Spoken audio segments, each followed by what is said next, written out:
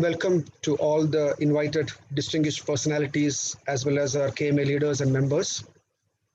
This special meeting of KMA to pay our tributes to a very special legend of our times is hereby called to order.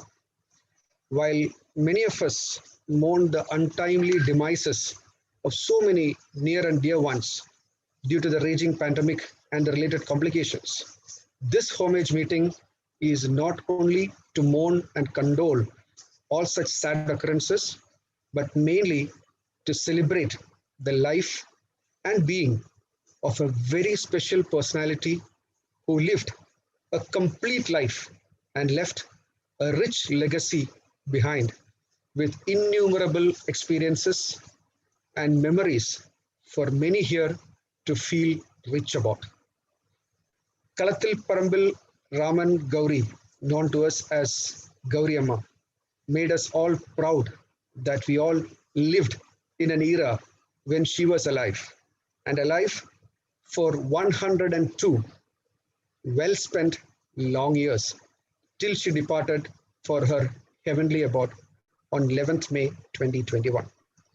Gentlemen and ladies, let us begin this solemn session with a minute's silence to mark our respect to the departed leader and also say a word of prayer for the souls of all those known and unknown ones who have succumbed to their fate during these challenging times. Continue to be seated wherever you are and close your eyes for a minute.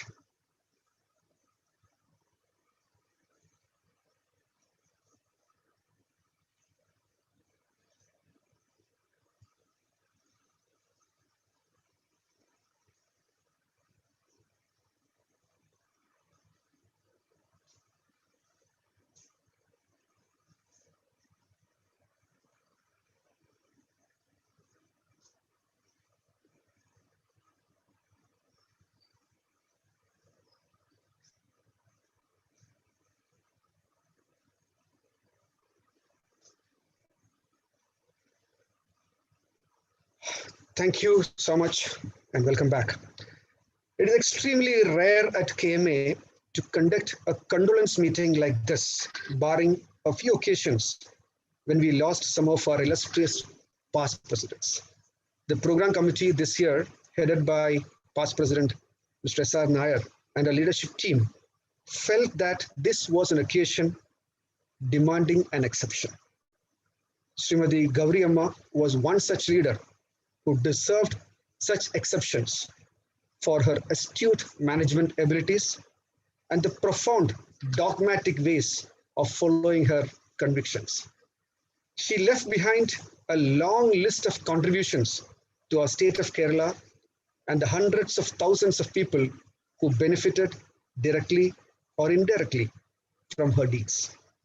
Gauri Amma etched herself boldly into modern Kerala's annals, but for the one missed opportunity to stand even taller in Indian politics.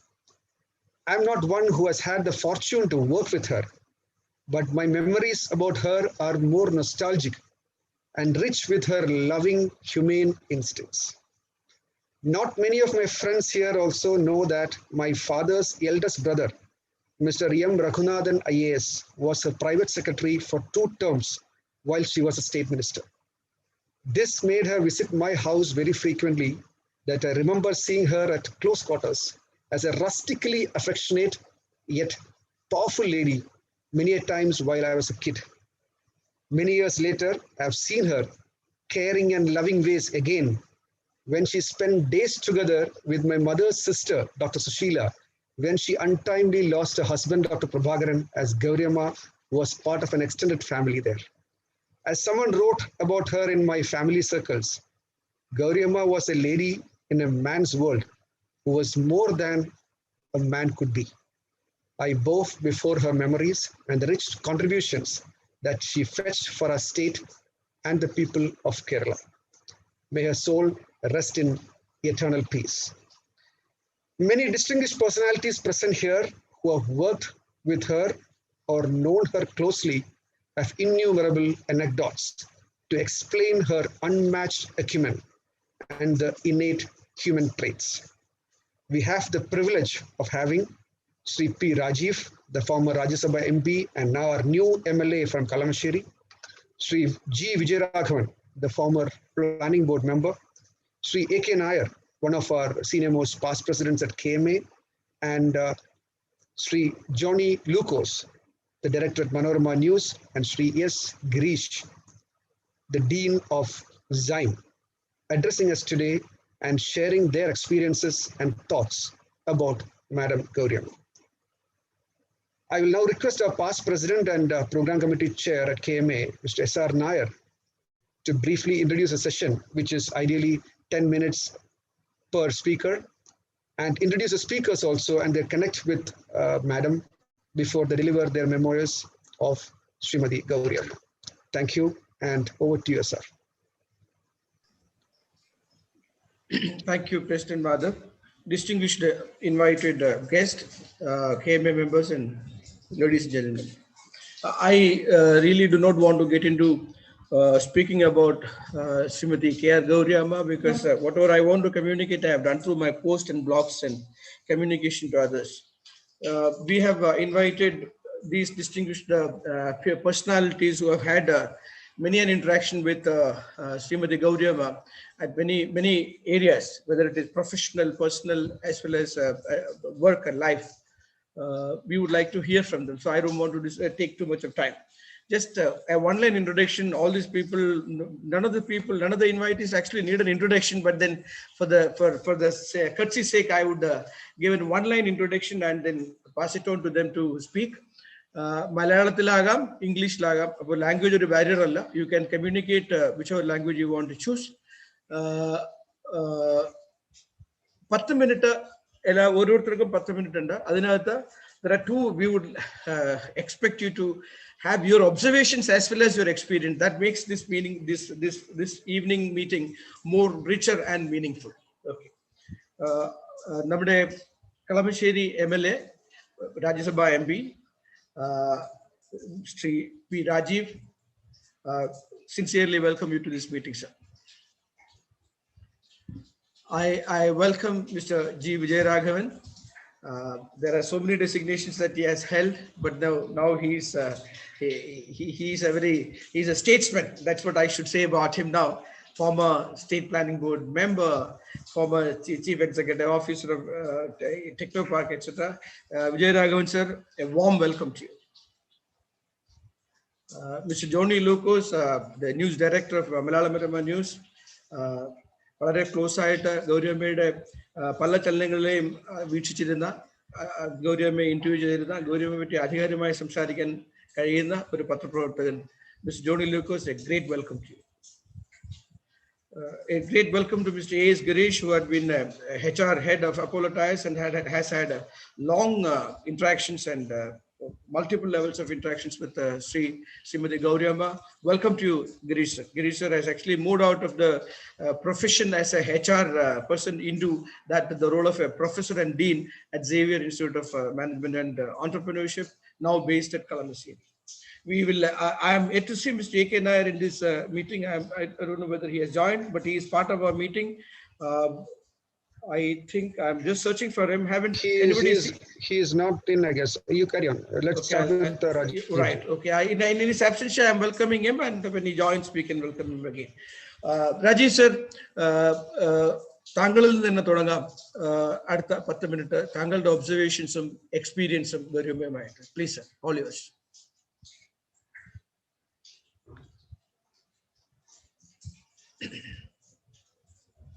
You please unmute you, sir. Unmute you. ബഹുമാനിരെ, Kerala management association പതിവ് രീതികളിൽ നിന്ന് വ്യത്യസ്തമായി ഇങ്ങനെ ഒരു അനുസ്മരണം സംഘടിപ്പിക്കുന്നതിന്റെ പശ്ചാത്തലം ഇവിടെ ശ്രീ മാധവ് സൂചിപ്പിക്കുകയുണ്ടായി. അതുതന്നെയാണ് ഗൗരിയമ്മ എന്ന കേരളം ഇന്ത്യക്ക് നൽകിയ വിപ്ലവ വനിത എന്നോ ഏറ്റവും കരുത്തുറ്റ ഭരണാധികാരി എന്നൊക്കെ പല വിശേഷണങ്ങൾക്കുടമയായിട്ടുള്ള സഖാവിന്റെ സവിശേഷത എന്നുള്ളത്. ഏതെല്ലാം തലങ്ങൾക്കകത്ത് പ്രവർത്തിച്ചിട്ടുണ്ടോ അവിടെയെല്ലാം തൻ്റെതായ ഒരു ഇടം ആധികാരികമായി തന്നെ ഉറപ്പിക്കാൻ സഖാവ് ഗൗരിയമ്മയ്ക്ക് കഴിഞ്ഞിരുന്നു. അദ്ദേഹവുമായി ഒന്നിച്ച് പ്രവർത്തിച്ച് അനുഭവ സമ്പത്തുള്ള ഈ വിജയരാഘവനെ പോലുള്ള ആളുകളോടുണ്ട്, സാറിനെ പോലുള്ള ആ തലമുറയിൽപ്പെട്ട ആളുകൾ ഒന്നിച്ച് പ്രവർത്തിച്ച് അവരുടെ സവിശേഷതകൾ, വ്യക്തിത്വ സവിശേഷതകൾ, ഭരണ നിർവഹണ മികവിന്റെ പ്രത്യേകതകളെല്ലാം നേരിട്ടറിയാവുന്ന ആളുകളാണ്. ഞങ്ങളെല്ലാം വിദ്യാർത്ഥിയായിരിക്കുന്ന ഘട്ടത്തിൽ വളരെ ആദരവോടുകൂടി നോക്കിക്കണ്ടിരുന്ന പാർട്ടി നേതാവ്, ഭരണാധികാരി അതൊക്കെയായിരുന്നു ഗൗരി അമ്മ. ഞാൻ LSFIയുടെ എറണാകുളത്ത് വിദ്യാർത്ഥി പ്രവർത്തകനായിരിക്കുമ്പോൾ ലോ കോളേജിൽ പഠിക്കുന്ന ഘട്ടത്തിൽ, അപ്പോഴാണ് അവർ പാർട്ടിയിൽ നിന്ന് വേറിട്ട് പോകുന്ന ഘട്ടമെന്നുള്ളത്. അപ്പൊ അതിനുശേഷം പിന്നീട് പലതവണ അവരെ കാണാൻ അവസരം ലഭിച്ചിരുന്നു. ഏറ്റവും ഒടുവിൽ എറണാകുളത്ത് ഒരു പരിപാടിക്ക് വരുമ്പോൾ എനിക്ക് തോന്നുന്നു 2014 പാർലമെന്റ് തെരഞ്ഞെടുപ്പിന്റെ ഭാഗമായിട്ടുണ്ടാകും. അന്ന് ഞാനിവിടെ തെരഞ്ഞെടുപ്പിന്റെ ചുമതല വഹിക്കുന്ന ഘട്ടത്തിൽ അവരോട് അഭ്യർത്ഥിച്ചതിന്റെ അടിസ്ഥാനത്തിൽ ആരോഗ്യ പ്രശ്നങ്ങളൊക്കെ ഉണ്ടെങ്കിലും അവിടെ നിന്ന് ഇടതുപക്ഷമായി ചേർന്ന് പ്രവർത്തിച്ചതിന് ശേഷമുള്ള ആദ്യത്തെ ലോകസഭാ തെരഞ്ഞെടുപ്പാണ്. ഇവിടെ വന്ന് പരിപാടിയിൽ പങ്കെടുക്കുകയുണ്ടായി. ഗൗരിയമ്മ രാഷ്ട്രീയം തെരഞ്ഞെടുക്കുന്ന ഘട്ടം എന്നുള്ളത് നമുക്ക് എല്ലാവർക്കും അറിയാവുന്നതുപോലെ ഇന്നത്തെ ഒരു സാഹചര്യമല്ലായിരുന്നു. കമ്മ്യൂണിസ്റ്റ് ആവുക എന്നത് തന്നെ മരണത്തിന്റെ വഴി തിരഞ്ഞെടുക്കുമ്പോൾ തുല്യമായി കരുതപ്പെട്ടിരുന്ന ഒരു കാലം. ഏതെങ്കിലും അധികാരത്തിന്റെ വഴികളിലൂടെ സഞ്ചരിക്കാൻ, പാർലമെന്ററി പ്രവർത്തനങ്ങളിലേക്ക് പോകാൻ അവസരം ലഭിക്കുമെന്ന് സങ്കല്പിക്കാൻ പോലും കഴിയാതിരുന്ന കാലത്താണ് അവർ ഈ വഴി, തൊഴിലാളി വർഗ രാഷ്ട്രീയത്തിന്റെ വഴി, കമ്മ്യൂണിസത്തിന്റെ വഴി തെരഞ്ഞെടുത്തത്. അതും സ്ത്രീ ആ ഘട്ടത്തിൽ തിരഞ്ഞെടുക്കുക എന്നുള്ളത് അതിനേക്കാളും ഏറെ സങ്കീർണമായ ഒന്നാണെന്ന് നമുക്ക് എല്ലാവർക്കും അറിയാം. കേരളത്തിൽ ഒരുപക്ഷെ അതിനു മുൻപ് നിരവധി സ്ത്രീ വ്യക്തിത്വങ്ങൾ ഉണ്ടായിരുന്നു. ഇപ്പോ ദാക്ഷായിനി വേലായുധൻ ഇവിടെ നിന്ന് തന്നെ തിരുക്കൊച്ചിയെയും അസംബ്ലിയിലും ഭരണഘടനാ അസംബ്ലിയിലെല്ലാം അംഗമായിട്ടാണ്. പക്ഷെ അതിനേക്കാളൊക്കെ അപ്പുറത്ത് ഇത്രമാത്രം ത്യാഗം ഏറ്റുവാങ്ങിയിട്ടുള്ള മറ്റൊരാൾ കേരളത്തിന്റെ പൊതുമണ്ഡലത്തിൽ മറ്റൊരാളുണ്ട് എന്ന് നമുക്ക് പറയാൻ കഴിയില്ല. ഇത്രമാത്രം ത്യാഗമാണ് അവർ ഏറ്റുവാങ്ങിയത്. ഏറെ ആവർത്തിച്ചുദ്ധരിക്കാറുള്ള ഒത്തിരിയേറെ അനുഭവങ്ങളുണ്ട്. അതിലൂടെയൊന്നും ഞാനിപ്പോൾ പോകണമെന്ന് ആഗ്രഹിക്കുന്നില്ല. അപ്പൊ കഠിനമായ ത്യാഗം ഏറ്റുവാങ്ങി അതിന്റെ ഭാഗമായി തന്നെ അരക്കിട്ടുറപ്പിച്ച, കുറെ കൂടി ചെത്തി മിനുക്കിയെടുത്ത, സാധാരണ പറയുന്ന പോലെ പോളിഷ്ഡ് ആയിട്ടുള്ള ഒരു രീതിയിലൂടെയല്ല ഗൗരിയമ്മ ഓരോ കാര്യവും നിർവഹിച്ചിരുന്നു. ശരിയായ രൂപത്തിൽ ആജ്ഞാശക്തിയോടുകൂടി ഭരണ നിർവഹണത്തിന് അവർക്ക് കഴിഞ്ഞത് ആ കഠിനമായ കാലം, കനൽ വഴികളിലൂടെ നടന്നുപോയ ഒരു കാലം, ആ കാലത്തിന്റെ അനുഭവത്തിന്റെ കരുത്താണ് അത്തരത്തിൽ ഒരു ഉറച്ച നിലപാട് സ്വീകരിക്കുന്ന ഭരണാധികാരിയായിട്ട് മാറാൻ അവർക്ക് കഴിഞ്ഞത്. എല്ലാവരും പറയുന്ന ഇതെല്ലാം കേട്ടുകൊണ്ടാണ് ഞങ്ങൾ SFI ആയിരിക്കുന്ന കാലത്ത് ആദ്യമായി അവരെ കാണാൻ. പക്ഷേ വളരെ സ്നേഹത്തോടു കൂടി തന്നെ അന്നത്തെ വിദ്യാർത്ഥികളുടെ കാര്യങ്ങൾ, വിദ്യാഭ്യാസവുമായി ബന്ധപ്പെട്ട അന്ന് സർക്കാർ സ്വീകരിച്ച കാര്യങ്ങളെല്ലാം തന്നെ വിശദീകരിച്ച ഗൗരിയമ്മയാണ് ഞങ്ങൾക്ക് ഓർമ്മയുള്ളത്. തൊഴിലാളി വർഗ രാഷ്ട്രീയത്തിലും നേരത്തെ സൂചിപ്പിച്ചതുപോലെ നമ്മുടെ കേരളത്തിന്റെ രാഷ്ട്രീയ സാമൂഹ്യ ചരിത്രത്തിലും അവരെ പോലെ സംഭാവന നൽകിയിട്ട് മറ്റൊരു വനിത ഉണ്ടെന്ന് പറയാൻ കഴിയില്ല. ചിലർ പറയും ഇന്ന സ്ഥാനങ്ങളിലേക്ക് അവർ എത്തിയില്ലല്ലോ എന്നതിനേക്കാളൊക്കെ അപ്പുറത്തേക്കായിരുന്നു ഗൗരിയമ്മ നമ്മുടെ സമൂഹത്തിൽ വഹിച്ചിട്ടുള്ള പങ്ക് എന്നുള്ളത്. ഇന്ന് ശ്രീ വിജയരാഘവൻ ഇവിടെയുണ്ട്. അദ്ദേഹത്തിന്റെ ഓർമ്മക്കുറിപ്പുകളിൽ സൂചിപ്പിച്ചതുപോലെ ടെക്നോ പാർക്ക് പല കേരളത്തെ സംബന്ധിച്ച് പുറത്തുള്ള ധാരണ പോലെയല്ല. പിന്നെ ഇന്ത്യയിൽ ആദ്യത്തെ ടെക്നോ പാർക്ക് കേരളത്തിലാണ് എന്ന് സാധാരണ ആരും അങ്ങനെ കരുതാറില്ല. കാരണം ഒരു പ്രചാരവേല മറ്റൊന്നായി. ഞങ്ങൾ ഡൽഹിയിലൊക്കെ ഉള്ളപ്പോൾ ഇന്ത്യയിൽ ആദ്യത്തെ മെട്രോ എവിടെയാണെന്ന് വെച്ചാൽ പെട്ടെന്ന് ആളുകൾ മറുപടി പറയുന്നത് ഡൽഹി മെട്രോ എന്നായിരുന്നു. കൽക്കത്തയിൽ മെട്രോ ഉണ്ടായിരുന്നു എന്നുള്ളതൊന്നും പൊതുമണ്ഡലത്തിലേക്ക് വരില്ല. അതേപോലെ തന്നെയാണ് ഇന്ത്യയിൽ ആദ്യത്തെ ടെക്നോ പാർക്ക് തിരുവനന്തപുരത്തായിരുന്നു എന്നുള്ളതും പെട്ടെന്ന് പൊതുബോധത്തിൽ നിൽക്കുന്നൊന്നല്ല. ബാംഗ്ലൂരോ ഹൈദരാബാദോ ഒക്കെ ആയിരിക്കും ഇതുമായി ബന്ധപ്പെട്ടുകൊണ്ട് ഉയർന്നു വരുന്നത്. അപ്പൊ അന്ന് നമുക്കൊക്കെ അപരിചിതമായി, ഇപ്പൊ നമ്മൾ എത്രയോ ദൂരെ ഇരുന്നു കൊണ്ട് പലരും പല തലങ്ങളിൽ ഇരുന്ന് ഈ അനുസ്മരണ യോഗത്തിൽ പങ്കെടുക്കുകയാണ്. എത്രയോ സാങ്കേതിക വിദ്യയുടെ കുതിച്ചുചാട്ടം, ഫ്ലെക്സി പ്ലേസുകളിലൂടെ പരസ്പരം അടുത്തിരിക്കാതെ തന്നെ ഈ സാങ്കേതിക വിദ്യ ഉപയോഗിച്ചുകൊണ്ട് എന്തെല്ലാം നമുക്ക് ചെയ്യാൻ കഴിയുന്നു എന്ന് നമ്മൾ ഇപ്പൊ അനുഭവത്തിലൂടെ അറിയുന്നു. ഇതൊന്നും കേട്ടറിവ് പോലും ഇല്ലാതിരുന്ന ഒരു സമൂഹത്തിലാണ് ഗൗരിയമ്മയെ പോലുള്ള ആളുകൾ, ശിവനായനരെ പോലുള്ള ആളുകൾ അവര് അത്തരത്തിലുള്ള ടെക്നോ പാർക്കിന് രൂപം നൽകി എന്നുള്ളത് എത്രമാത്രം ദീർഘവീക്ഷണത്തോടുകൂടി ആ പ്രവർത്തനങ്ങൾ ഏറ്റെടുത്തു എന്നതിന്റെ ഉദാഹരണമാണ്.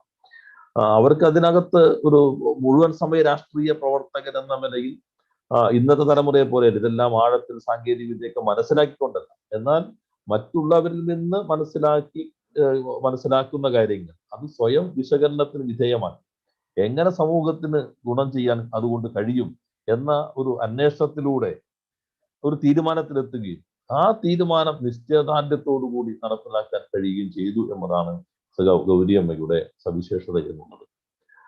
അപ്പൊ കേരളത്തിൽ ഇനിയിപ്പോ ഒരു ഗൗരിയമ്മയെ സൃഷ്ടിക്കാൻ അല്ലെങ്കിൽ ഗൗരിയമ്മയെ പോലൊരാൾ ഇനി കേരളത്തിന്റെ രാഷ്ട്രീയത്തിൽ ഉണ്ടാകുമെന്ന് നമുക്കാർക്കും സങ്കല്പിക്കാൻ പോലും കഴിയില്ല. അത് അന്നത്തെ കാലത്തിന്റെ സവിശേഷതയെന്നല്ല, ഇത്രയും ദീർഘമായ സമ്പന്നമായ ത്യാഗനിർഭരമേറിയ രാഷ്ട്രീയ പ്രവർത്തനം ഇനി അതേപോലൊരാൾ നമുക്ക് കേരളത്തിൽ പ്രതീക്ഷിക്കാനേ കഴിയില്ല.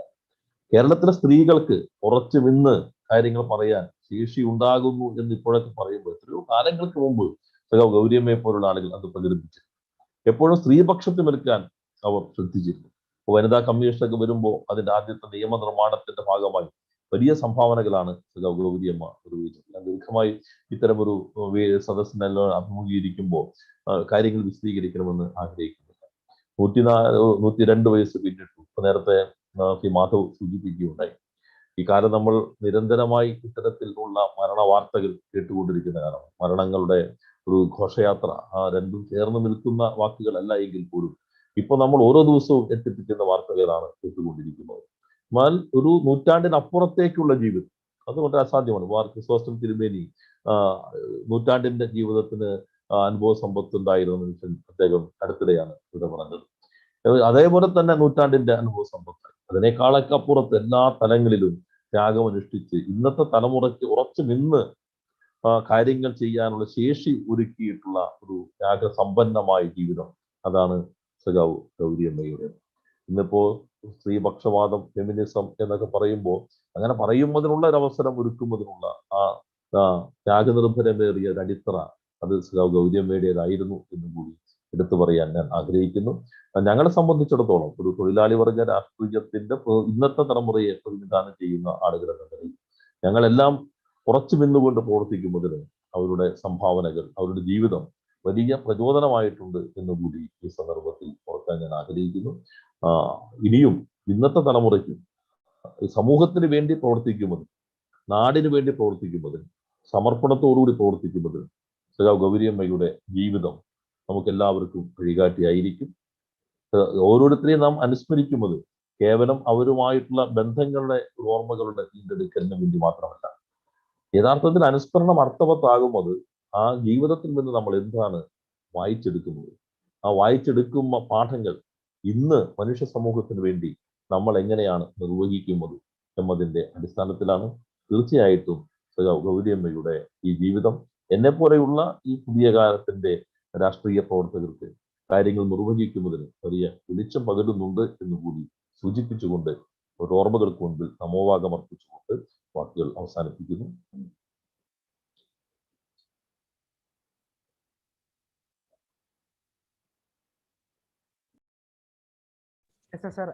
Sir, you are muted. Yes, sir. Thank you, MLA sir. Rajeev, താങ്കൾ പറഞ്ഞത് ഗൗരിയമ്മയെ പറ്റി സ്വയം വിശകലനവും അതിൽ നിന്നുള്ള ദൃഢമായ തീരുമാനവും, എപ്പോഴും സ്ത്രീപക്ഷത്ത് നിൽക്കുന്ന ഒരു ലീഡർ, നൂറ്റാണ്ടിനപ്പുറത്തേക്കുള്ള ജീവിതം, അതൊരു ഭയങ്കരമായ ഒരു ജീവിതം തന്നെയാണ്, ത്യാഗസമ്പന്നമായ ജീവിതം. ആ ജീവിതത്തിൽ നിന്ന് താങ്കളെ പോലെയുള്ളവർക്ക് പഠിക്കാൻ ഒത്തിരി ഉണ്ട് എന്ന് ഓർമ്മിച്ച അതിന് നന്ദി. Thank you very much. I would now go to Mr. Vijay Raghavan. Sir, thank you very much. I think you went and came back again. For a moment, I lost you on the screen. Okay. I just changed the device again. I hope if it goes off, I have another device on which I'll come in within a minute right. or so. Yeah, start off, sir. Yeah, all yours. Thank you very much for inviting me to this session, Madhav and SR. Let me first pay my respects to Gauri Amma and say that for me, she was more than just a minister. You should remember that at the age of 31, I met her when I was 30. And at the age of 31, she actually agreed to KPP Nambiar's proposal to bring me here for this project. I came in as an officer on special duty for the technology park. But when I first met her was in Delhi at the Kerala House, just before the trip to the US. I talked about it in my Facebook post. But that is when I actually, about 1 week probably meeting for several hours together. Gauri Amma, Sri E.K. Nayanar, Sri Baby John, Mr. K.P.P. Nambiar I knew earlier, and Mr. Muralidharan, who was the private secretary to Sri Nayanar. And I saw them at very close quarters. You should also remember that that was a time when, when we talk about things today, we talk, she could have been chief minister. Just before that, she was not. But I should tell you that during that entire visit, I did not see even 1 minute where either Mr. Nayanar or Gauri Amma showed any kind of this thing to each other at all. They were like very old comrades together in that entire journey. So I think both of them took it in the right spirit at that point of time. And that's something I should tell you. But I should also tell you that Gauri Amma was not somebody who would what I would say, be looking up to people, okay? She always spoke to people as an equal. And she was somebody who was not really bothered about asking questions. The same was the case with Nayanar. I remember, the first escalators that we walked on at airports, and we did several flights together at that time. The first escalators for Nayanar was very interesting. He found it very interesting. And for Gauri Amma also, it was probably the first time that she was traveling on that. And both of them, you could see in them that curiosity of what was happening.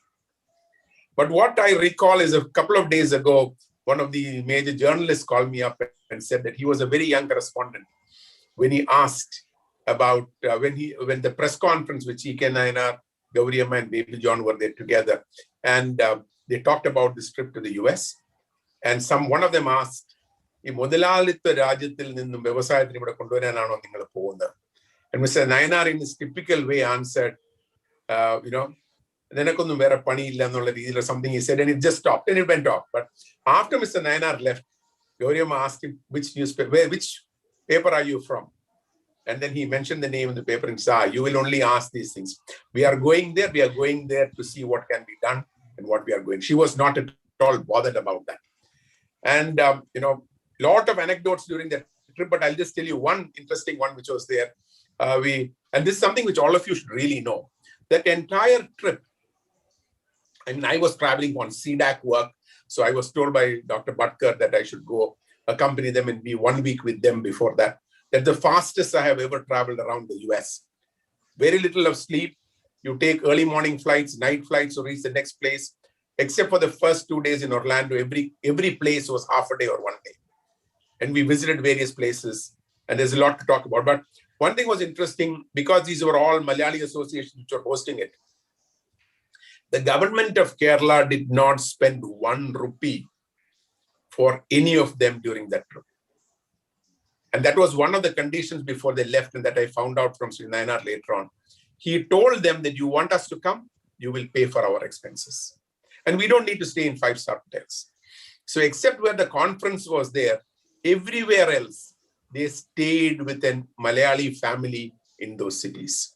That is the kind of people they were. In fact, Sri Nayanar stayed with Arun Kumar, who's now the KPMG chairman and CEO in India, in California.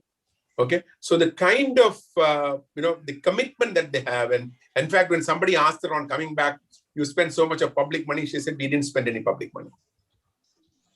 So there, we had very elaborate dinners arranged.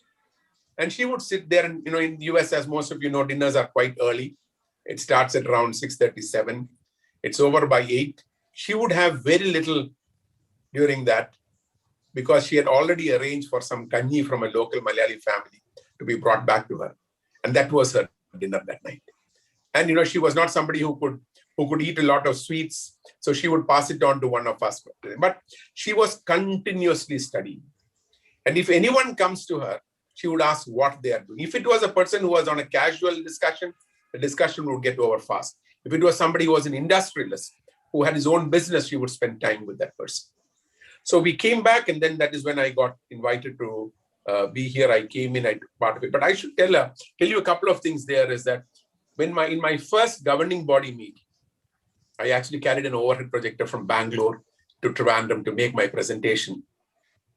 And I proposed the staffing for that. There was a staffing of 19. And then immediately one of the IS officers said, you don't have the core staff. I said, that is all that I have. I don't need any more. They said, who will Well, you don't have a driver, you've not provided budget for a car, you've not provided for peons in the office. I said, I don't need it. Dr. Bhatkar was on, Mr. Nambiar was there. I said, this is the way we'll work. I will take the file. Today, Dr. Bhatkar brings the file to me, or I take it back to him. So that is the way we will work. We don't need it. And then the IAS officers actually started saying, no, you need to provide. And Gauri Amma very clearly said, he doesn't want it. What is your problem? Okay. So for the first time, probably in a public sector, we introduced contract services for cleaning and hiring of cars. But about 3 or 4 years later, she called me up and she said, and in fact, I used to meet her at least several times a year after that, and even recently, I mean, before COVID. And she told me, so I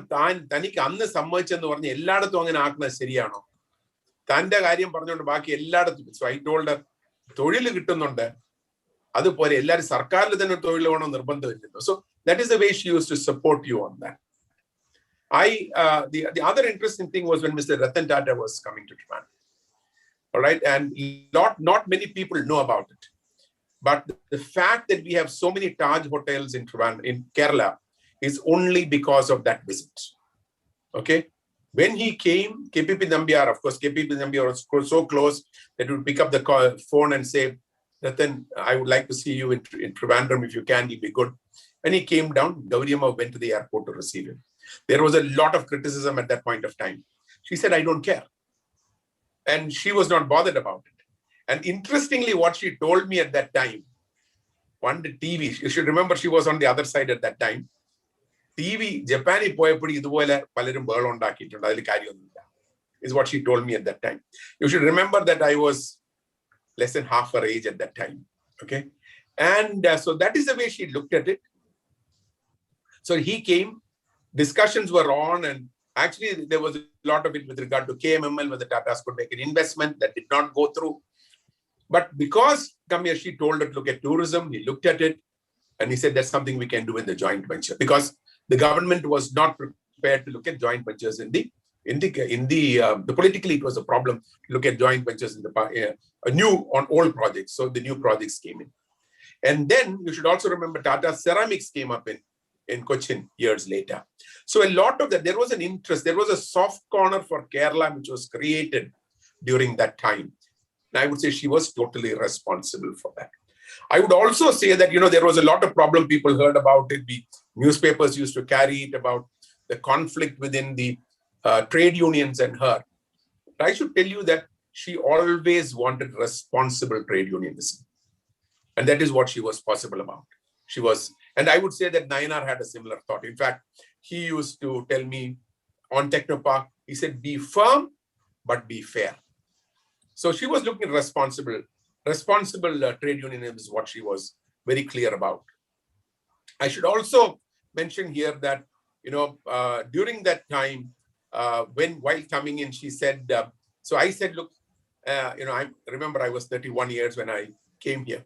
And I said, government, I hear there is political interference on contracts, on appointments. She said, don't worry, nothing will come. We were selecting architects.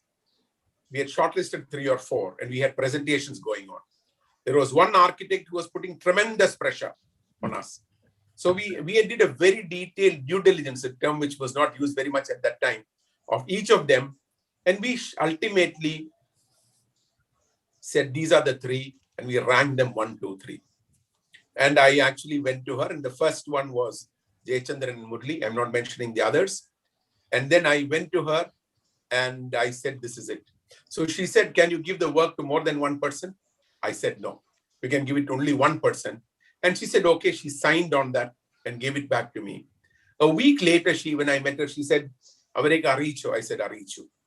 And she said, Engi njan thannodu oru karyam parayam. Aa randamathe aalu enikku valavare vendappetta oralaayirunnu. Okay? But she did not tell me to give the contract. She also did not tell me to appoint anyone during that time. Once, actually, one of the senior party leaders had somebody who wanted to be interviewed, and she called me up and said, so I said, so she said, so I saw the person and I said, look, there is no opening. And I said, earlier also there is no opening. She said, I'm sorry. I also remember, and that's something quite personal, is that that on a Saturday or something, she, we didn't have mobile phones at that time. So she said, can you come and spend a few hours tomorrow morning? So I said, it's Sunday. She said, I Saturday. I said, look, Sunday I need to spend with my children. She said, bring them along. So I went to the Taikad house with her. And my daughters were very young at that time. Probably nobody else would have messed up that house so much. So I said,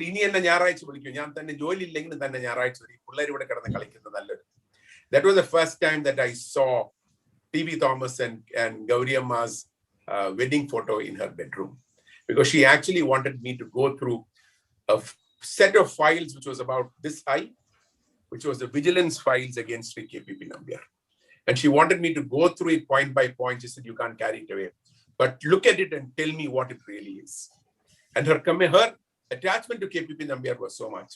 And I looked at the whole thing. I told her what it was. And she said, do you think there is anything? And I said, there is nothing in it. It, of course, took me several Sundays to go through that. And my daughters used to be in the house, and she used to, enjoy that thing while I was going through these files. And that is when my biggest learnings came in government, where it is not what you do, but it is what it looks like what you do on paper, which is very important. And actually, she worked hard to get those vigilance inquiries, cancelled and go forward on that. Her commitment was very high. She was also, people talk about her anger with people. I have seen her shout at people, but I've never seen her shout for something which was unreasonable. She would not tolerate incompetence. She would not tolerate inefficiency.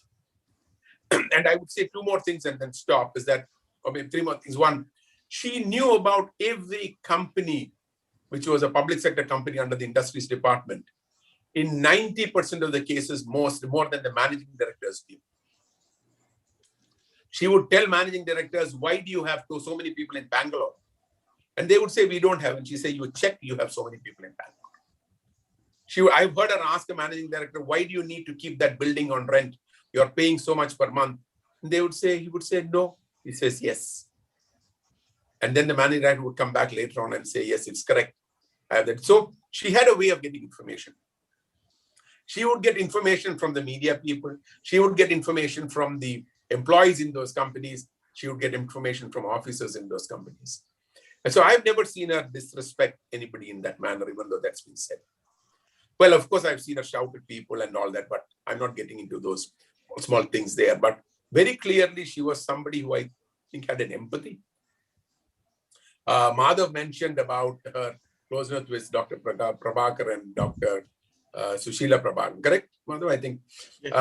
I also know that she had an interest in the area of disabilities, and she did work with both of them on a mental health program, and she had spoken to me about it several times. I used to meet whenever I go to Cochin. If I'm coming back during most of you who've seen me in Cochin know that sometimes it is very late nights when you get back. But whenever I've come back at a decent time, I've always dropped in to see her and spend time with her. And many a time, she would ensure that I carry back something for the family. And she used to tell me, I know you're a vegetarian, but she's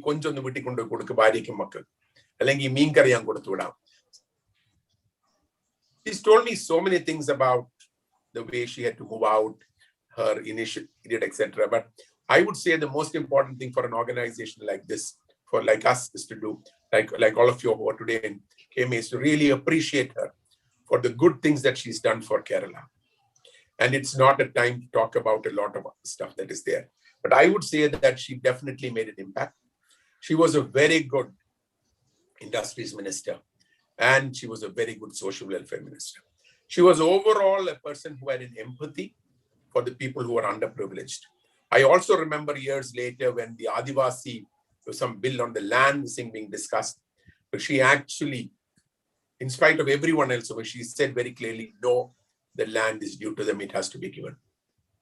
I also know of case, her interest in technology was there. When she was agriculture minister, she actually asked Dr. Bhatkar to come down and said, what can we do with information technology in agriculture? Today, people talk about it. But for somebody to talk about it 15 years ago, I don't think that was great. So I'll just say that we have lost a leader, but she had a full life, ups and downs, but her contributions are something which we really can't forget. And let us not forget what she has done. And let us look at people like Rajiv who are on this call. I would look at the big positives that are there and try to emulate them as you take on major positions in the period ahead. Thank you very much once again for inviting me to be with all of you today. Thank you. Thank you. Some of those, you have given us a plethora of incidents that you have had with her. Some of those observations, like she saw people as equal, and her curiosity, the escalated issue that you have said, and the trip to the US, and she continuing with her daily rite of Kani. Okay, and she doesn't have any objection to the changes in the way the government officers are working, and be firm but be fair. And you also had clarified the anger issue of Srimati Gauri Amma. Thank you very much, sir. I hope you will keep seeing. I had promised to Mr. A.K. Nair that I would give him the second slot because he had some meeting at 6 o'clock. But initially, I didn't see him on the screen. So that's why I didn't. So Mr. Johnny Lucas, give me about 10 more minutes to give this opportunity to Mr. A.K. Nair because he has a meeting. And then I will come back to you. Sorry for that. A.K. Nair, sir, all yours. Please go ahead, sir. Thank you. Thank you, sir. And my apologies to Lucas, Johnny Lucas. Oh, no issue. Madhav, Rajiv, MLA designate, Vijayakhan, Johnny Lucas, Girish, sir, and my friends in KMA. I thank Madhav and sir for calling upon me, for sharing my feelings when we are meeting to mourn the demise of one of the greats in Kerala politics and administration, Srimati Gauri Amma, a political giant. She has made a really indelible mark in the political landmark of Kerala. For her passion in the ideology, total commitment to the responsibility taken up by her, and her scholarly rigor in knowing all about the job at hand. This has been already explained in detail by Vijayaraghavan. See, she was the only female in the otherwise all-male bastion, all-male contingent of the first Kerala elected government, headed by Mr. E.M.S. Namboodiripad. As a legislator and as a minister, she introduced a lot of revolutionary ideas and legislations, and notable among them, I think it has been already mentioned, the Kerala Land Reforms Act. I consider myself fortunate to have known her personally, and I've had the opportunity to work with her during her ministership and after that as a political leader. Although my father had been a close friend and classmate of Mr. T.V. Thomas and knew Gauri Amma very well, I did not have the good fortune to meet her at close quarters until she became the Minister for Industries under the E.K. Nair government, and I was the General Manager of KSIDC. Initially, I had some problems with her. She had some misunderstandings about me, and which reflected very badly during her initial dealings with me, but soon it got corrected.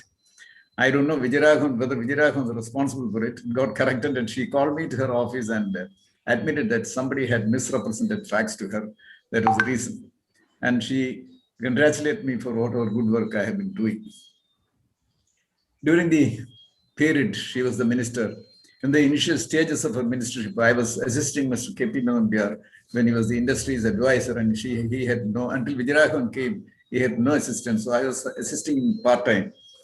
And I used to attend all the meetings, important meetings where matters concerning the revival of industry, public sector undertakings in Kerala, industrial initiatives, policy initiatives, then infrastructure development, all these points were being discussed.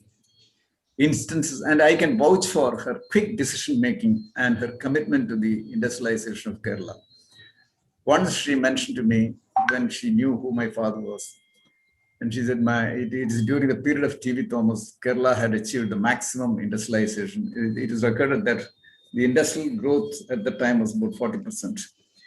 Even if we don't achieve 40%, we should go somewhere anywhere near that. That was her intention also. Well, gentlemen, instances are many when she took personal interest in solving the individual problems of medium and small scale industries when they were faced with inordinate bureaucratic delays. She had an extraordinary memory and a penchant for making quick decisions. She could remember all the decisions of any meeting in crystal clear terms and she could reel out without the aid of recorded minutes. And when the same officers meet her on a different occasion on the same issue, if they are ignorant, if they don't remember those points, they had it. Her sharp front did not spare them. She insisted that her decisions should be implemented very quickly and expeditiously, and she could not tolerate any delay. There was an instance when the managing director of a public sector undertaking was found to be ignorant of some details justifying the request for funds. She ordered his removal immediately, and before the end of the meeting, he was served with a transfer order.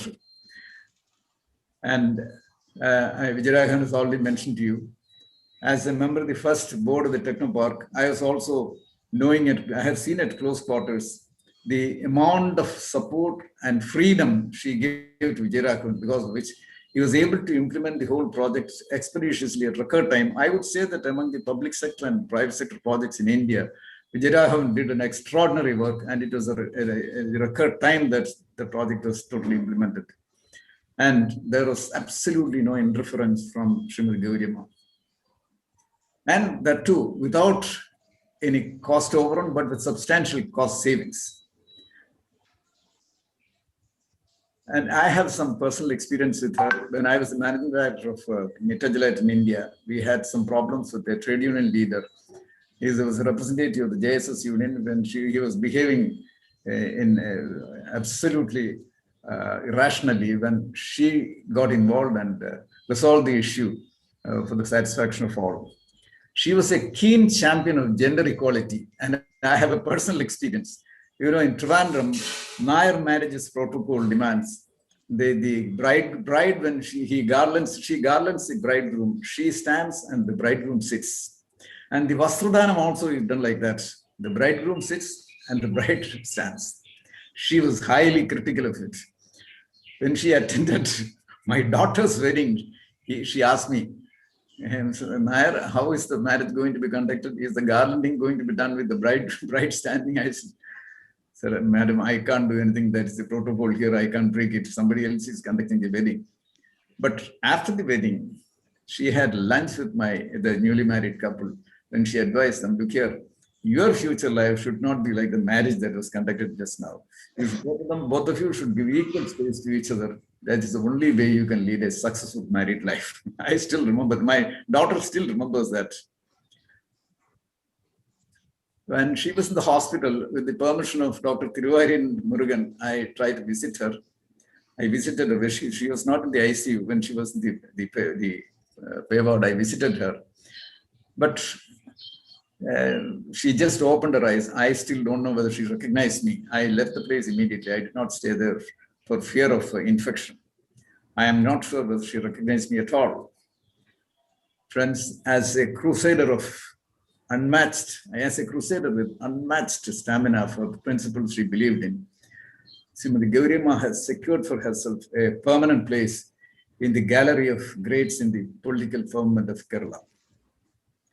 Friends, people of my generation were fortunate to have had lived during the time when Srimati Gauri Amma was active and to have known her at close quarters, and we have learned a lot from her. Let us bow before her memory and thank the Almighty for blessing us with her presence among us. Thank you. Thank you, friends. Thank you, A.K. Nair, sir. You have mentioned about her passion to the ideology, the scholarly rigor that she had actually in learning things.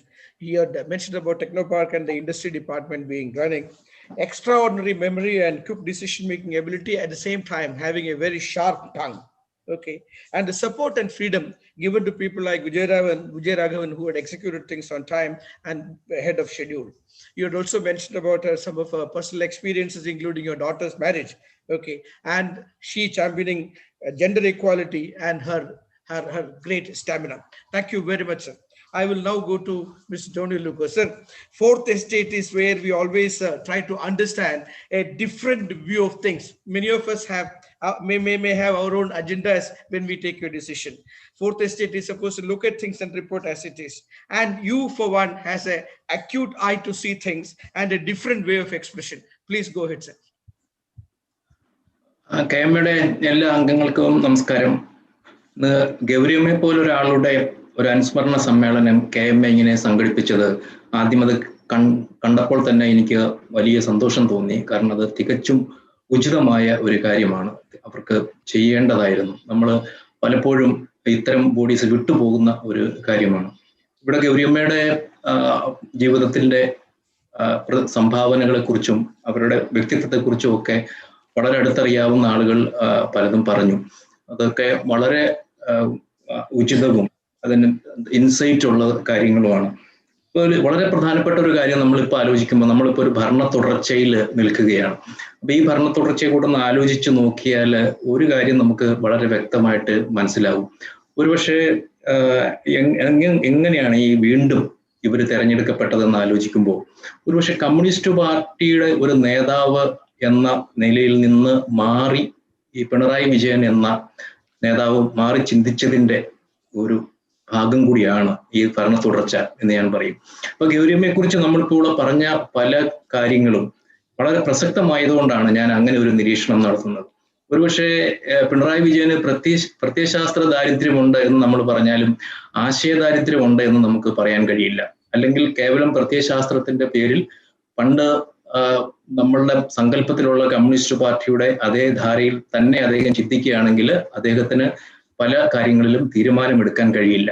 അത് ഒരുപക്ഷെ ഇത്രയും കാലത്തെ അനുഭവം കൊണ്ട് പ്രായോഗികമായിട്ട് അങ്ങനെ ഒരു സമീപനത്തിലേക്ക് CPM-ന് മാറാൻ കഴിഞ്ഞെങ്കിൽ അതിനൊക്കെ എത്രയോ വർഷം മുമ്പ് ഗൗരിയമ്മയ്ക്ക് അത് കഴിഞ്ഞു എന്നുള്ളതാണ് നമ്മൾ ഇതിനകത്ത് കാണേണ്ടത്. അവിടെയാണ് ഗൗരിയമ്മയുടെ ഏറ്റവും വലിയ പ്രസക്തി വരുന്നത്. ഗൗരിയമ്മ ഇപ്പോൾ ഒരു മുതലാളി എന്ന് പറഞ്ഞു കഴിഞ്ഞാൽ അത് ഈ നമ്മളുടെ വർഗ സമരത്തിൽ വിശ്വസിക്കുന്ന ഒരു കമ്മ്യൂണിസ്റ്റ് പാർട്ടിയെ സംബന്ധിച്ചിടത്തോളം ആ മുതലാളിയോടുള്ള യാതൊരു തരത്തിലുള്ള ബന്ധമോ സാമീപ്യവും ഒന്നും പാടില്ല എന്ന് വിശ്വസിക്കുകയും പ്രചരിപ്പിക്കുകയും ചെയ്ത ഒരു കാലത്ത് മുതലാളി എന്നുള്ള വാക്കൊന്നും കേട്ട് കഴിഞ്ഞാൽ വിരളുന്ന ഒരാളായിരുന്നില്ല ഗൗരിയമ്മ. അതാണ് നമ്മൾ ഇവിടെ പറഞ്ഞു കേട്ടത്. ഗൗരിയമ്മ KPP നമ്പ്യാരുമായിട്ടുള്ള ഒരു ബന്ധമാണ് ഈ IT പാർക്ക് ടെക്നോ പാർക്കിലേക്ക് വഴിവെച്ചതെന്നൊക്കെ നമുക്കറിയാമല്ലോ. ഈ KPP നമ്പ്യാര് പാർട്ടിക്ക് അത്ര അഭിമതനായ ഒരാളായിരുന്നില്ല എന്ന് നമ്മൾ ഓർക്കേണ്ടതുണ്ട്. അതുപോലെ ഗൗരിയമ്മയ്ക്ക് ഏറ്റവും അടുപ്പമുള്ള, വ്യക്തിപരമായി ഏറ്റവും അടുപ്പമുള്ള ഒരാളായിരുന്നു മണർകാട് പാപ്പൻ എന്ന് പറയുന്ന ഇവിടുത്തെ ഏറ്റവും അറിയപ്പെടുന്ന മുതലാളി. എന്ന് പറഞ്ഞാൽ മുതലാളി എന്ന് നമ്മൾ പറഞ്ഞാൽ ആദ്യം മനസ്സിൽ വരുന്ന പേരുകളിൽ ഒന്നായിരുന്നു മണർകാട് പാപ്പൻ. അവരുമായിട്ട് വളരെ അടുപ്പമായിരുന്നു. പിന്നെ ഗൗരിയമ്മയുടെ ഒരു പ്രത്യേക സ്വഭാവ വിശേഷങ്ങൾ, അത് ഹ്യൂമൻ എന്നൊക്കെ നമ്മൾ പറഞ്ഞല്ലോ, നമ്മൾ ഒന്ന് പ്രത്യേകമായിട്ട് ആലോചിക്കുമ്പോൾ എത്രത്തോളം വേഗം തീരുമാനമെടുക്കുന്നു എന്നതിന് ചില ഉദാഹരണങ്ങൾ ഇവിടെ തന്നെ ചൂണ്ടിക്കാണിക്കപ്പെട്ടിട്ടുണ്ട്. ഒരു ഉദാഹരണം തോമസ് ഐസക്കൊക്കെ ഇടയ്ക്കിടയ്ക്ക് പറയാറുള്ളതാണ്. 1957 മന്ത്രിസഭയിൽ ഗൗരിയമ്മ റവന്യൂ മന്ത്രിയായിരിക്കുമ്പോൾ കേരള സർവകലാശാലയുടെ ക്യാമ്പസിൽ കുമാരനാശാന്റെ പ്രതിമ സ്ഥാപിക്കണം എന്നൊരു ആവശ്യമായിരുന്നു. അത് മുണ്ടശ്ശേരിയൊക്കെയാണ് അതിന് മുൻകൈ എടുത്തത്. അപ്പം മുണ്ടശ്ശേരി ഒക്കെ പലതവണ പറഞ്ഞിട്ടും ആ പ്രതിമാ സ്ഥാപനം മുന്നോട്ട് പോകുന്നില്ല. അപ്പൊ ഒരു ദിവസം മുണ്ടശ്ശേരി ഗൗരിയമ്മയുടെ മുറിയിൽ വന്ന് രോഷം പ്രകടിപ്പിച്ചു. കാരണം എന്തുകൊണ്ടാണ് ഇത് പോകുന്നില്ല? കാരണം ഇത് ഉദ്യോഗസ്ഥന്മാരിങ്ങനെ അതിന് പലതരത്തിലുള്ള തടസ്സങ്ങൾ ഉന്നയിക്കുകയായിരുന്നു. നമ്മൾ ഉടക്കിടുക എന്നൊക്കെ പറയില്ല, അങ്ങനെ ചെയ്തുകൊണ്ടിരിക്കുകയായിരുന്നു. ഒരു ദിവസം വളരെ രോഷത്തോടെ മുണ്ടശ്ശേരി വന്ന് ഗൗരിയമ്മയുടെ മുറിയിൽ വന്ന് പറഞ്ഞു, ഇത് എനിക്ക് നടത്തി തന്നേ മതിയാവുള്ളൂ, ഇത് ഇങ്ങനെ ഇത്രയും താമസിക്കേണ്ട കാര്യമില്ല എന്ന് പറഞ്ഞപ്പോൾ ഗൗരിയമ്മ മാഷിനോട് ചോദിച്ചു, മാഷ് എപ്പോഴാണ് തൃശ്ശൂർക്ക് തിരിച്ചു പോകുന്നതെന്ന് ചോദിച്ചു. അപ്പോൾ പറഞ്ഞു, ഞാൻ ഇന്ന് വൈകുന്നേരം മലബാർ എക്സ്പ്രസിനാണ് തിരിച്ചു പോകുന്നതെന്ന് പറഞ്ഞു. അപ്പോൾ ഗൗരിയമ്മ മാഷ് ഇറങ്ങി കഴിഞ്ഞ ഉടൻ തന്നെ ഉദ്യോഗസ്ഥന്മാരെ, വകുപ്പ് സെക്രട്ടറിമാരെയൊക്കെ വിളിച്ചു വരുത്തി. എന്നിട്ട് എന്താണ് പ്രശ്നം എന്ന് ചോദിച്ചു. അവരെല്ലാവരും അന്ന് ഈ കേരള സർവകലാശാലയുടെ ക്യാമ്പസിൽ പ്രതിമ സ്ഥാപിക്കുന്നതിനുള്ള തടസ്സവാദങ്ങൾ ഉന്നയിച്ചു. അപ്പൊ ഗൗരിയമ്മ പറഞ്ഞു, ശരി, നിങ്ങളൊരു കാര്യം ചെയ്യും, എല്ലാവരും ആ ഫയൽ എടുപ്പിച്ചിട്ട് പറഞ്ഞു, എല്ലാവരും അത് ഈ ഫയലിൽ എഴുതി തരാൻ പറഞ്ഞു. അപ്പൊ ഓരോരുത്തരും വകുപ്പ് സെക്രട്ടറിമാര് അവരുടെ തടസ്സം എന്താണെന്നുള്ളത് ആ ഫയലിൽ എഴുതി കൊടുത്തു. അപ്പോൾ തന്നെ ഗൗരിയമ്മ ആ ഫയലിന്റെ താഴെ 2 വാക്കുകൾ മാത്രം എഴുതി, ഒബ്ജക്ഷൻസ് ഓവർ റൂൾഡ് എന്ന് എഴുതി. എന്നിട്ട് പറഞ്ഞു, ഇന്ന് മുണ്ടശ്ശേരി മാഷ് ട്രെയിനിൽ തിരിച്ച് തൃശ്ശൂർക്ക് പോകുന്നതിന് മുമ്പ് ഈ ഉത്തരവ് അദ്ദേഹത്തിന്റെ കയ്യിൽ എത്തിച്ചിരിക്കണം എന്ന് പറഞ്ഞു. അങ്ങനെ അന്ന് അത് നടന്നു എന്നാണ്. അത്ര വേഗമാണ് അവർ തീരുമാനം എടുക്കുന്നത്. അപ്പോൾ ഇങ്ങനെ തീരുമാനം എടുക്കുന്ന ശൈലിയുള്ള ആളുകൾക്ക് ഈ ചട്ടക്കൂടുകളൊക്കെ വളരെ പ്രയാസമാണ് കൊണ്ടുപോകാൻ. ഒരുപക്ഷെ ഈ പാർട്ടി എന്ന് പറയുന്നത് തന്നെ ഒരു ചട്ടക്കൂടാണ്. ആ പാർട്ടിയിൽ അതിൻ്റെ ഒരു അച്ചടക്കത്തിന് വിധേയമായി നിൽക്കുമ്പോൾ അവർക്ക് ഉണ്ടാകുന്ന പ്രശ്നങ്ങൾ സ്വാഭാവികമാണ്. ഒരിക്കലും കുറെ കാലം കഴിഞ്ഞന്ന് UDF-ന്റെ മന്ത്രിസഭയിൽ ഗൗരിയമ്മ അംഗമായിരിക്കുന്ന സമയത്ത് ആലുവ പാലസിൽ വെച്ചിട്ട് ബാലേന്ദ്രൻ ചുള്ളിക്കാട്, കവി ബാലേന്ദ്രൻ ചുള്ളിക്കാടിനെ കണ്ടു. അപ്പൊ ബാലേന്ദ്രൻ ചുള്ളിക്കാട് അന്ന് പാർട്ടിയിൽ നിന്ന് പുറത്താക്കിയപ്പോൾ ഗൗരി എന്ന കവിതയൊക്കെ എഴുതി നല്ല പരിചയമുണ്ടല്ലോ. അപ്പൊ ബാലേന്ദ്രൻ ചുള്ളിക്കാടിനെ കണ്ടപ്പോ ഗൗരിയമ്മ വിളിച്ചു. അവരുടെ ഒരു ഭാഷയിൽ ഇന്ന് നമുക്ക് ഒരുമിച്ച് ചോറ് തിന്നാം എന്ന് പറഞ്ഞു. ചോറുണ്ണാനായിട്ട് ക്ഷണിച്ചു. അപ്പൊ ബാലേന്ദ്രൻ ക്ഷണം സ്വീകരിച്ചുകൊണ്ട് തന്നെ പറഞ്ഞു, എന്നാലും KR ഗൗരിയമ്മയെ UDFന്റെ ഒരു മന്ത്രിയായി കാണുമെന്ന് ഞാൻ ഒരു കാലത്തും വിചാരിച്ചിട്ടില്ല എന്ന് പറഞ്ഞു. അപ്പോൾ ഗൗരിയമ്മ പറഞ്ഞു, ബാലേന്ദ്രൻ, അതുകൊണ്ടല്ലേ എനിക്ക് നിന്നെ ഇപ്പോ ഈ ചോറ് തിന്നാൻ വിളിക്കാൻ കഴിഞ്ഞത്, അല്ലെങ്കിൽ ഞാൻ ബ്രാഞ്ച് കമ്മിറ്റിയിൽ മുതൽ ചർച്ച ചെയ്ത് സംസ്ഥാന കമ്മിറ്റിയുടെ അനുവാദം കൂടെ വാങ്ങേണ്ടി വരില്ലായിരുന്നു എന്നാണ് ചോദിച്ചത്. അപ്പൊ അതിലൊക്കെ ആ ഒരു ചട്ടക്കൂടുകൾ ഇഷ്ടപ്പെടാത്ത ഒരു പ്രകൃതം നമുക്ക് അതിനകത്ത് മനസ്സിലാവുന്നുണ്ട്. അത് ദേഷ്യത്തിന്റെ കാര്യം കൂടെ പറഞ്ഞല്ലോ. ഞാൻ എന്റെ ഇന്റർവ്യൂവിൽ തന്നെ ചോദിച്ചു, ദേഷ്യം ആദ്യം തന്നെ വരുമോ എന്ന് പറയാൻ. അല്ല, ആദ്യമൊന്നും വരില്ല എന്ന് ഞാൻ രണ്ടാമത് ചോദിച്ചപ്പോൾ ശരിയായി, ചിലപ്പോൾ ഇടയ്ക്ക് ആദ്യം തന്നെ വരും എന്ന് പറഞ്ഞു. പക്ഷെ അവർക്ക് ഈ ദേഷ്യം വരും എന്നൊക്കെ പറയുമ്പോഴും ഒരുപാട് നല്ല മാനുഷികമായിട്ടുള്ള ഒരുപാട് ക്വാളിറ്റീസ് ഉണ്ടായിരുന്നു എന്നുള്ളത് ആ ഇന്റർവ്യൂവിൽ തന്നെ അവർ വ്യക്തമായിട്ട് പറയുന്നുണ്ട്. അപ്പോൾ ചില ആളുകളുണ്ടല്ലോ, നമ്മൾ ഒരു പരിവേഷം ചാർത്തി കിട്ടിക്കഴിഞ്ഞാൽ പിന്നെ നമുക്ക് മാനുഷികമായിട്ടുള്ള അംശങ്ങൾ നമ്മുടെ മനസ്സിൽ ഉണ്ടെന്ന് പറയുന്നത് തന്നെ ശരിയല്ല എന്ന് വിശ്വസിക്കുന്നവരുണ്ട്. കമ്മ്യൂണിസ്റ്റ് പാർട്ടിയുടെ തന്നെ ചില നേതാക്കളെ ഞാൻ കണ്ടിട്ടുണ്ട്. അവർക്ക് ഈ മാനുഷികമായിട്ടുള്ള കാര്യങ്ങളൊക്കെ പറയുന്നത്, ഞങ്ങൾക്ക് അങ്ങനെ ഒരു സ്പർശമുണ്ട്, അല്ലെങ്കിൽ എൻ്റെ അമ്മ വളരെ അസുഖമായിരുന്നപ്പോഴത്തേക്കും ഞാൻ വികാരാധീനനായി പോയി, അല്ലെങ്കിൽ ഞാൻ കരഞ്ഞു പോയി എന്നൊക്കെ പറയുന്നത് നമുക്കൊരു കരുത്തില്ലായ്മയായിട്ട് വ്യാഖ്യാനിക്കപ്പെടുക, അല്ലെങ്കിൽ അതൊക്കെ പറയുന്നത് നമ്മളൊക്കെ പറയില്ലേ, പൈങ്കിളി എന്ന് പറയുന്ന ഒരു വാക്കൊക്കെ ഉണ്ടല്ലോ, അങ്ങനെ ആയി പോകുമെന്ന് പേടിച്ച് പറയാത്ത ആളുകളൊക്കെ ഉണ്ട്. പക്ഷെ ഇപ്പൊ അതൊക്കെ എനിക്ക് തോന്നുന്നത് പുതിയ കാലത്ത് അത് മാറി വരുന്നുണ്ട്. ഗൗരിയമ്മ അവരുടെ അത്തരം കാര്യങ്ങൾ, ഞാൻ ഇങ്ങനൊരു സ്വഭാവക്കാരിയാണ് എന്ന് പറയുന്നതിനൊന്നും ഒരു മടി ഉണ്ടായിരുന്ന ആളല്ല. അപ്പൊ ഈ ഇന്റർവ്യൂവിനകത്ത് തന്നെ അവരുടെ സ്വർണത്തിന്റെ പ്രേമം പറയുന്നുണ്ട്, അതുപോലെ തന്നെ കൃഷ്ണഭക്തി പറയുന്നുണ്ട്. അതൊന്നും മറച്ചു വെക്കണം എന്നുള്ള ഒരു വിചാരമേ അവർക്കുണ്ടായിരുന്നില്ല.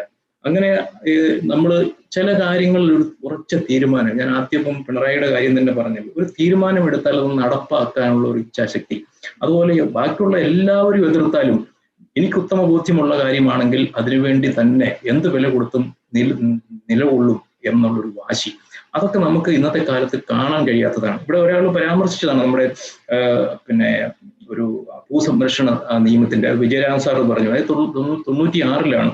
അത് 1975-ലെ ഭൂസംരക്ഷണ നിയമം ഭേദഗതി ബില്ലായിരുന്നു, അത് ഭേദഗതി ചെയ്യുന്ന ബില്ലായിരുന്നു. അപ്പോൾ അത് നമ്മുടെ ആ സഭയിൽ ഉണ്ടായിരുന്ന 140 അംഗങ്ങളിൽ സ്പീക്കറും ഗൗരിയമ്മയും ഒഴിച്ച് ബാക്കി 138 പേരും ആ ബില്ലിനെ അനുകൂലിച്ചു. അന്ന് ആ സഭയിൽ നമ്മുടെ കടമ്മനിട്ട രാമകൃഷ്ണൻ ഒരു സ്വതന്ത്ര അംഗമായിട്ടുണ്ട്, ഇടതുപക്ഷത്തെ.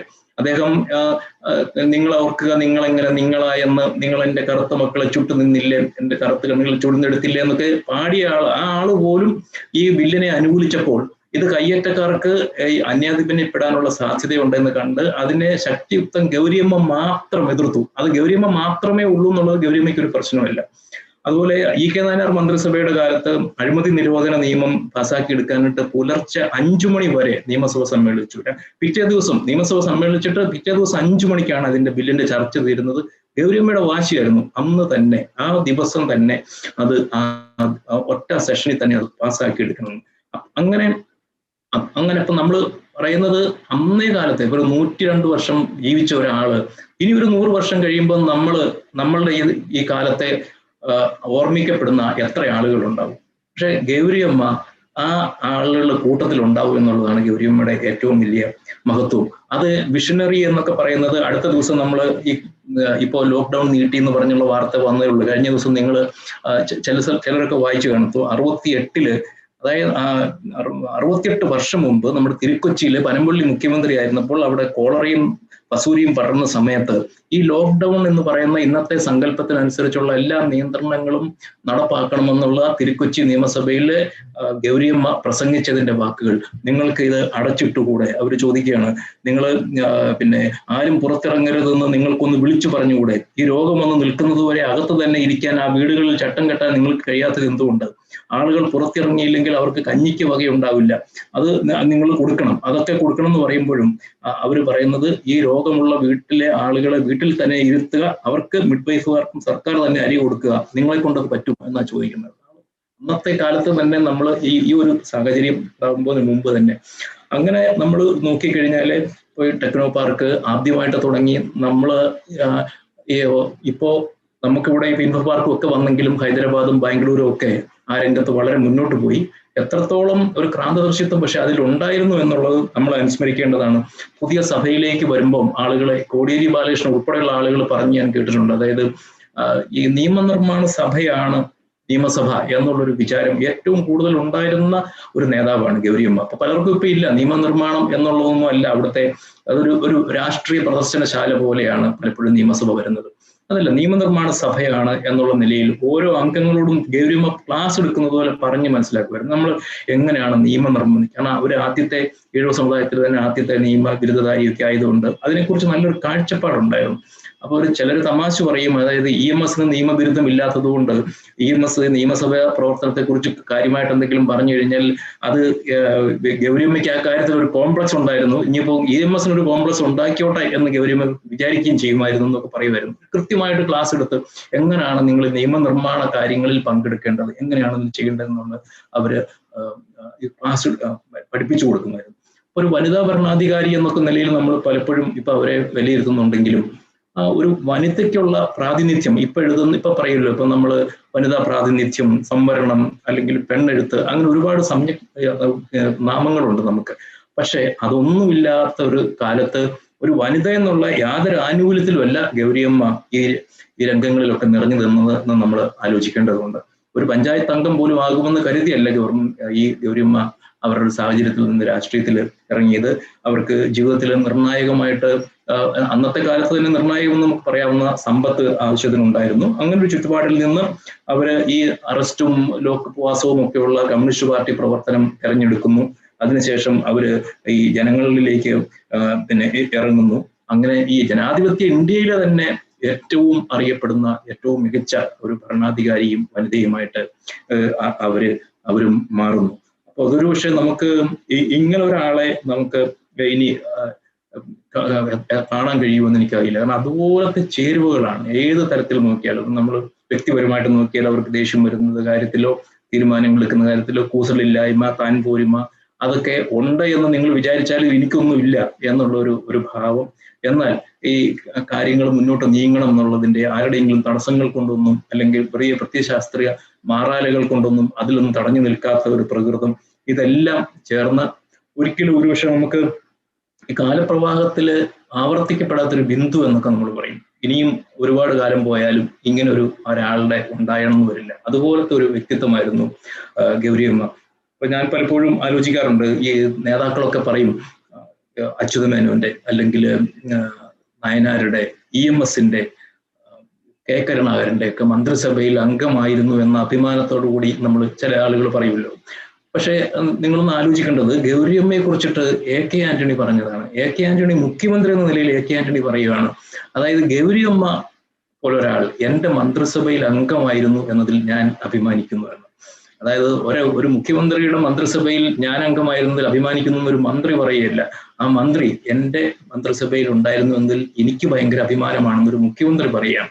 അങ്ങനെ പറയാൻ പറ്റുന്ന ഒരാൾ ഒക്കെ നമുക്കിനി ഉണ്ടാകുമോ എന്നാണ് നമ്മളൊന്ന് ആലോചിക്കേണ്ടത്. കാരണം ഒരു മുഖ്യമന്ത്രിയുടെ തണലിൽ അവരുടെ മന്ത്രിസഭയിൽ ഞാൻ അംഗമായിരുന്നു എന്നതിനപ്പുറത്തല്ല, അതല്ലേ എന്റെ മന്ത്രിസഭയിൽ അവരംഗമായിരുന്നത് എനിക്കൊരു വലിയ അഭിമാനമാണ് എന്നൊരു മുഖ്യമന്ത്രി പറയുന്ന തരത്തിലുള്ള ഒരു വ്യക്തിത്വമായിരുന്നു ഗൗരിയമ്മേണ്ടത്. അത് ഞാൻ ആദ്യം പറഞ്ഞതുപോലെ തന്നെ നമുക്കൊരു ഇതിഹാസമെന്നോ അല്ലെങ്കിൽ ലെജൻഡറി എന്നൊക്കെ നമ്മൾ പറയുന്ന വാക്കിന് ഒരു പൂർണ്ണത ഉണ്ടാവുന്നത് ഇതുപോലെ ഉള്ള ചില ആളുകളാണ്. അത് നമ്മൾക്ക് കേരളത്തിൽ ഇതുവരെ ആകെ 8 വനിതാ മന്ത്രിമാരെ ഉണ്ടായിട്ടുള്ളൂ. 57 മുതൽ ആലോചിക്കുക, 8 വനിതാ മന്ത്രിമാരെ ഉണ്ടായിട്ടുള്ളൂ. ആ വനിതാ മന്ത്രിമാരില് 7 പേരുടെയും പേര് നമ്മൾ മറന്നുപോയാലും ഗൗരിയമ്മയുടെ പേര് നമ്മൾ മറക്കില്ല. ഒരുപക്ഷെ ഇപ്പോ ഈ കോവിഡിന്റെ ഒക്കെ പശ്ചാത്തലത്തിൽ നമ്മുടെ ശൈലജ ടീച്ചറിന്റെ പേരും കൂടി ഓർത്തിരിക്കുമായിരിക്കും. ഏത് കാലത്തും നമ്മൾ മറക്കാത്ത ഒരു പേര് എന്ന് പറയുന്നത് ഗൗരിയമ്മ എന്നുള്ളതായിരിക്കും. അത് തന്നെയാണ് അവരുടെ ജീവിതത്തെ മറ്റെല്ലാത്തിനും ഇത് അടയാളപ്പെടുത്തുന്നത് ഞാൻ കരുതുന്നു. അവരുടെ മഹത്തായ ഓർമ്മയുടെ മുന്നിൽ ഞാൻ തല കുമ്പിടുന്നു. വളരെ നന്ദി ശ്രീ ജോഡി ലൂക്കോസ്. വളരെ നന്നായി ഭംഗിയായി ആരും പറയാത്ത പല കാര്യങ്ങളും നല്ല ഒബ്സർവേഷൻ താങ്കളിൽ നിന്നുണ്ടായി. കമ്മ്യൂണിസ്റ്റ് പാർട്ടിയുടെ റെപ്രസെന്റേറ്റീവ് എന്നല്ല, പ്രായോഗികമായി മാറി ചിന്തിച്ച വ്യക്തിത്വം വർഷങ്ങൾക്ക് മുമ്പായിട്ട്.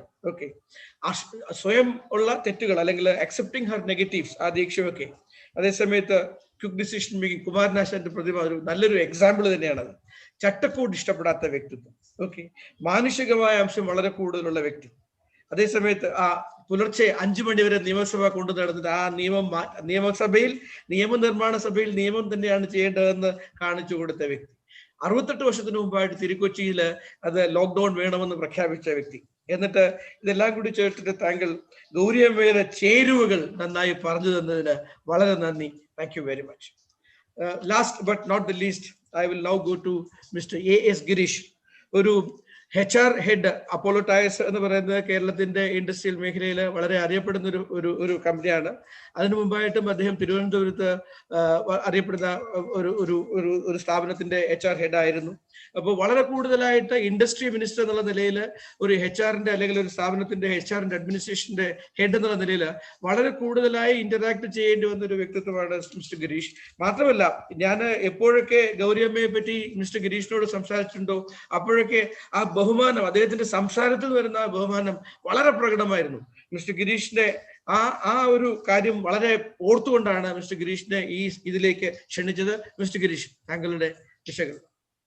Thank you, Madhav Chandran and SR Nair and KMA team for giving me this opportunity to do this punya karma of paying homage to this great political leader. Gauri Amma, as I see, she is constituted of 3 components. One is women empowerment, second is personal connect, and third is her management and leadership ability. You see, those who listen to Gauri Amma over TV and all always think that she has been sick for the last several years, which is not true. She had a little bit of difficulty in expressing to such media. But when you meet her in person, I think till April 10th of 2021, till she moved to Trivandrum, her brain and her connect with people was so active. In one of the interview I heard, a political leader should be like a fish among the other fishes. You will not believe, I left Apollo Tyres in 2020 May and took up the current assignment in 2020 June. So as a courtesy, I wrote a letter to Madam Gauri Amma saying that I have retired from Apollo Tyres and I have taken such an assignment. I wrote a letter because she was not able to come on phone. I was surprised in July 2020, suddenly I got a mobile call from a person saying that, sir, I want to meet you as advised by Gauri Amma. Then I asked him, from where are you talking? He said, I am from in front of your institute. Gauri Amma somebody has written a letter and Gauri Amma has endorsed it and asked me to whether he can be helped. So that is Gauri Amma, 2020 July. That is when she was 101 years. So more than an industrious minister, I have seen her as an MLA, as a minister, and as a non-MLA. But Gauri Amma is one and the same. With all her peculiarities, she is one and the same.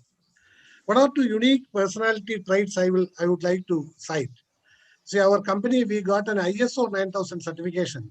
So we wanted to give a wristwatch to all the employees, and naturally we offered. She was the trade union leader in both the plants.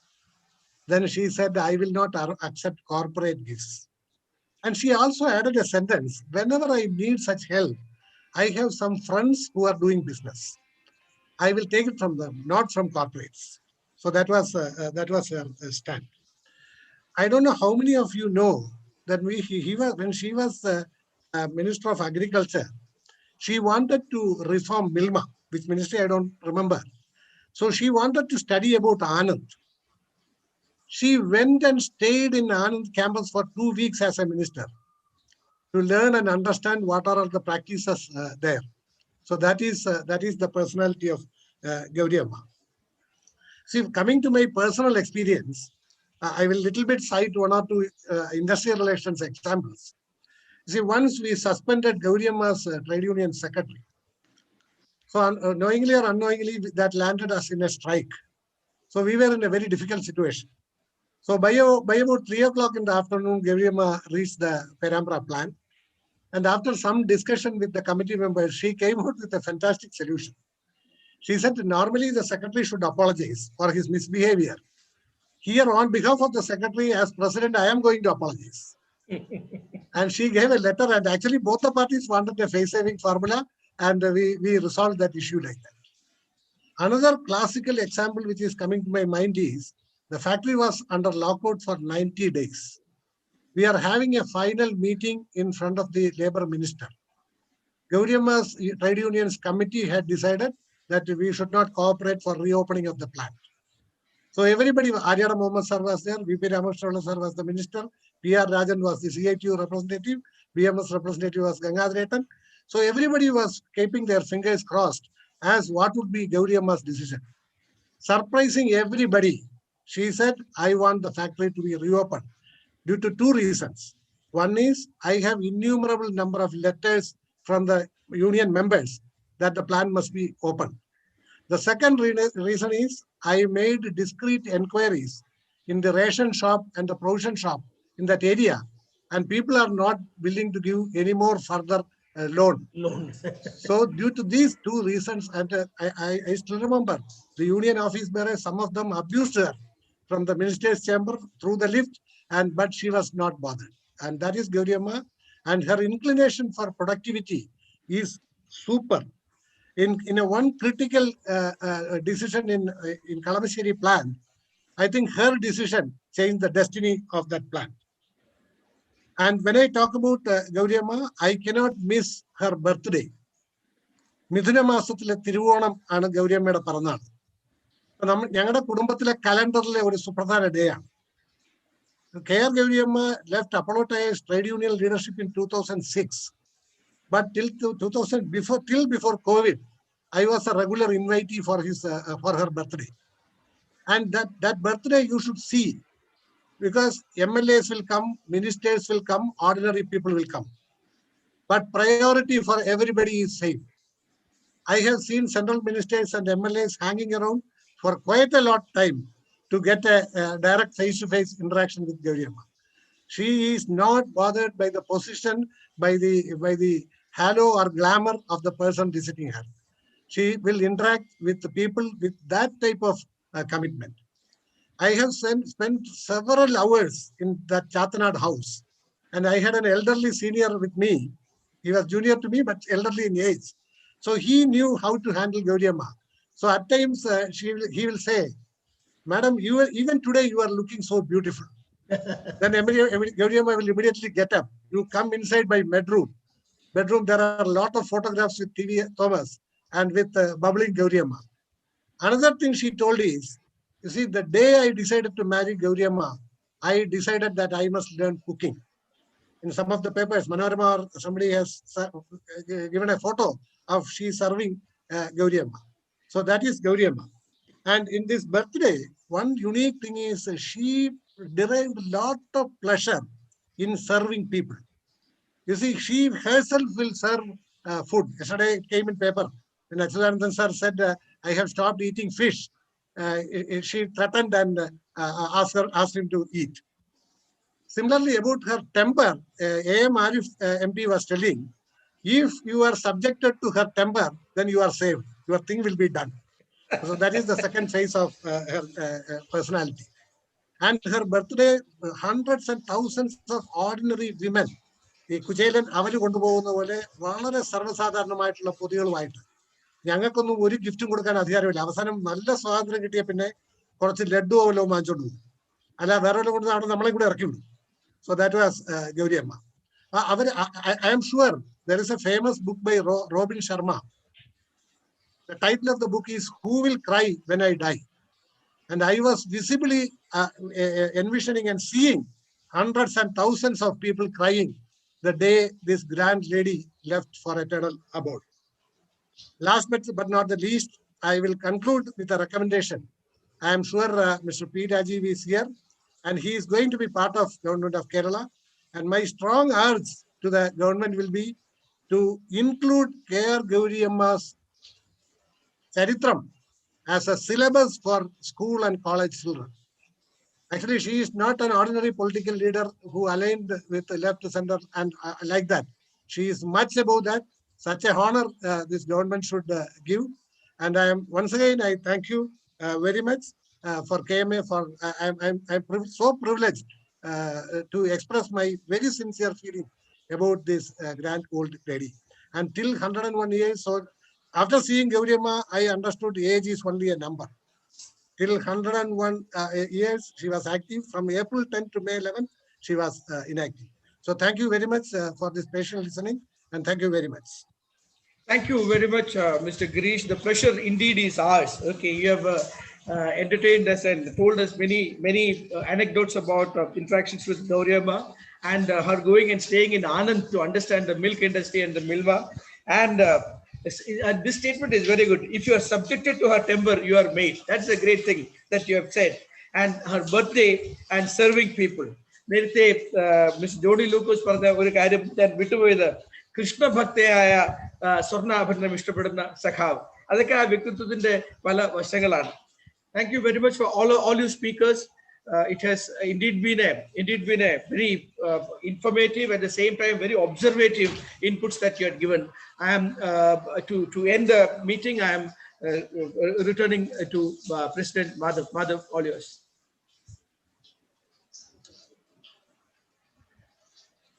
Hello, Madhav. Yeah. Thank you so much. Thank you so much, sir, and all the distinguished speakers here. 46 years as a legislature, 16 years as minister, and over 85 years as an accomplished leader. A true rare role model for any leader who wishes to make things happen positively. No words of tribute will do justice when it comes to the contributions done by this legend to our society and to our state. But all our 5 distinguished guests took us through the memory lanes and gave us a glimpse of those milestones, landmarks, and the unique traits of this great visionary lady. We all bow on this great legend, and let us look forward to the coming generations also, as Mr. Johnny Lucas rightly said, remember her as one lady whom we just cannot forget and will be part of history forever. May I request Secretary Jomon George to just briefly say a vote of thanks to all of us present here, and especially to the 5 leaders who came in and spoke to us. President Madhav, Program Committee Chair S.R. Nair, ഇവിടെ നമ്മളോട് ഗൗരി അമ്മയെ കുറിച്ചുള്ള ദീപ്തമായ സ്മരണകൾ പങ്കുവച്ച 5 പ്രഗത്ഭരായ വ്യക്തികൾ, മറ്റ് KMA members, എല്ലാവർക്കും നമസ്കാരം. കേരളത്തിലെ പൊതുജീവിതത്തിൽ കേരളത്തിന്റെ ഐതിഹാസികമായിട്ടുള്ള 100 വർഷങ്ങൾ പിന്നിലാക്കി നമ്മളെ വിട്ട് ഗൗരി അമ്മ പോയിരിക്കുന്നു.